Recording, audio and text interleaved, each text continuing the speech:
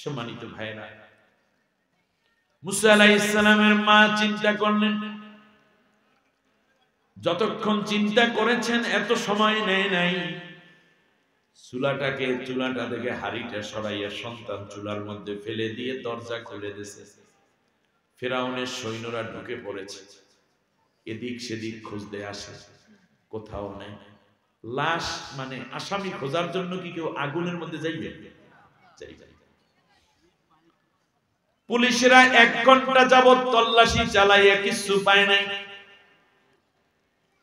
গোয়েন্দা বাহিনীর তথ্য ভুল ছিল বলে তারা গালিগালাজ করছে, অভিযুক্ত করছে, বকাঝকা করছে, আর পুলিশরা সব চলে গেছে। মুসা আলাইহিস সালামের মা চিন্তা করলেন, আমার মুসা বুঝি দুনিয়ায় নাই, শেষ হয়ে গেছে। এতক্ষণ 1.5 ঘন্টা চুলার আগুন জ্বলতেছে। মুসা আলাইহিস সালামের মা হঠাৎ করে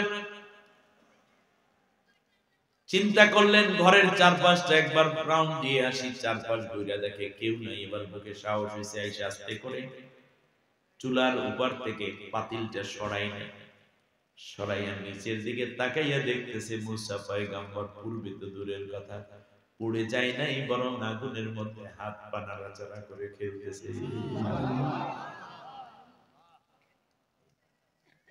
মুসা আলাইহিস সালামের মা হাত ভরে দিলেন আগুনের মধ্যে, তারও হাত পড়ে না। সন্তান উঠাইয়া তালাশ করে কোন কোন জায়গায় পড়ছে, দেখে একটা পশমও পড়ে নাই। এমনকি আগুনের তাপে শরীরটা গরম পর্যন্ত হয় নাই। যেমন মুসা তেমনই আছে। গোয়েন্দাদের ব্যর্থতার কারণে তারা তৎপরতা বাড়াই দিয়েছে। মুসার মাই টের পাইছে।